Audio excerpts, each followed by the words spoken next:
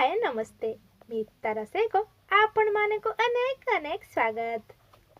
आज चलंतु बनेबा पारंपरिक शैली रे मंडा पिठा। सब ओडिया का घरे घरे परिचित एई पिठा। सुदशा व्रत हेउ पंडुउषा दशहरा बा माणबसा गुरुवार सबु पूजारे एई मंडा पिठाटी आग खोजा पड़ी थाए। तेबे चलंतु देखि नबा आजिर रेसिपी। मु एठी पिठा बनेबा पई प्रथमे बड़ पित्तल गांगुला गोटे नेछि। सेई गोटे जगारे आमे पिठा पई जंतुडी बनेबा ता सह पुरबी।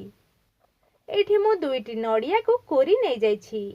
सेई पात्र रे नडिया कोरा को ढाली नेबा आ टिके भाजी नेबा। ता ऊपर स्वाद अनुसार चीनी पके नेबा। मु एठी जत्तिकी नडिया कोरा नेछि तार अधा गुड़ नेछि।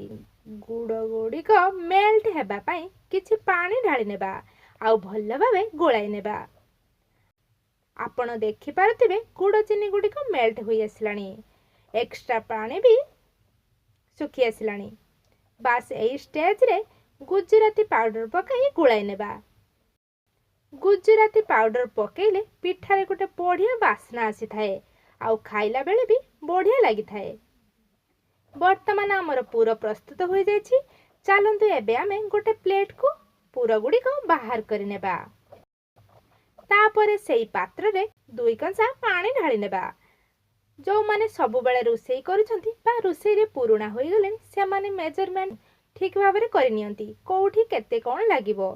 हेले जो माने नुआ रोसेई करूछंती तांको पई टिके कष्ट लागि थाए। से माने को पई मु कहि रखुछि एठी पानी कम बेसी हेबार जदि डर लागुछि तो आपण एठी कोन करिवे ना किछि गरम पानी बाहर करि रखि नेबे। आ जंतुनी कला बेले पानी जदि आपण को कम लागिवो ताहले पानी देई परिबे किछि भी प्रॉब्लम हेबनी। ता ऊपर किछि लूण पकेइ नेबा। एठी गोटे गिनारे अल्प चूना नै सेथिरे किछि ठंडा पानी देई भल्ल भाबरे गोळाई नेबा।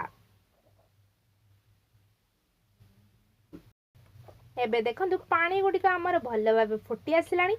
एबे आमे जो चूना गोळई पानी रखिथिलु सेई पानी को गोटे हाथ रे ढालिबा आउ गोटे हाथ रे लगातार गोळाइबा।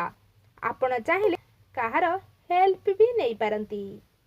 एमिति कले जंतुनी रे आउ गुडी गुडी हेबनी।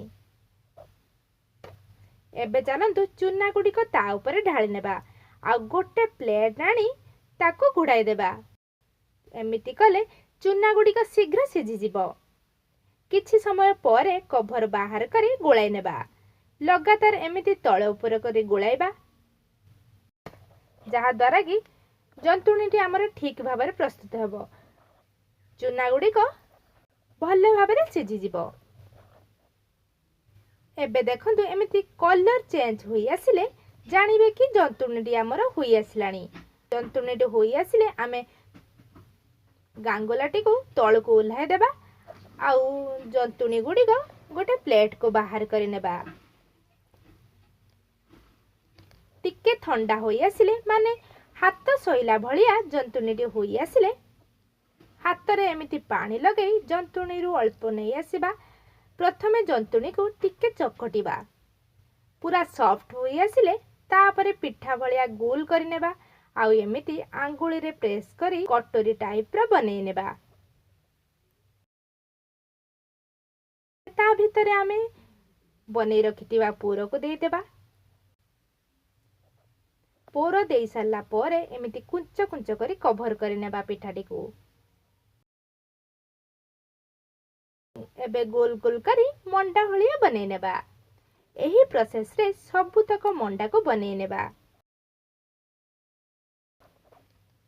मंडा गुडी को बनै सारिबा परे गैस रे इडली स्टैंड को रखि नेबा किछि पानी देई गरम करिबा को।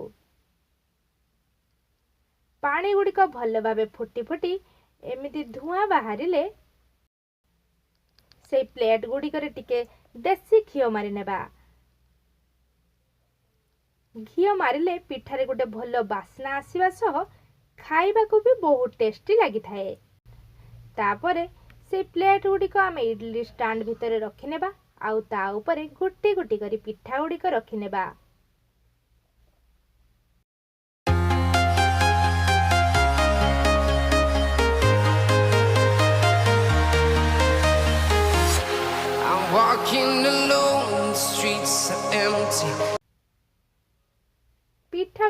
रखी सारिबा परे कभर करी आमे 10 मिनिट कुक करिबा।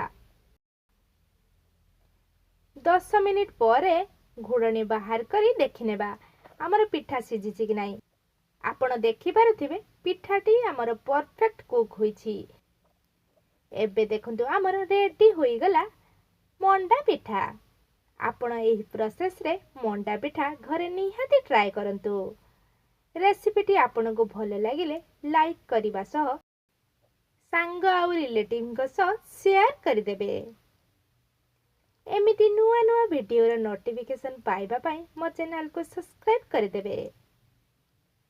पुणी देखाबो एक नुआ रेसिपी सहित। से पर्यंत रहिली नमस्कार।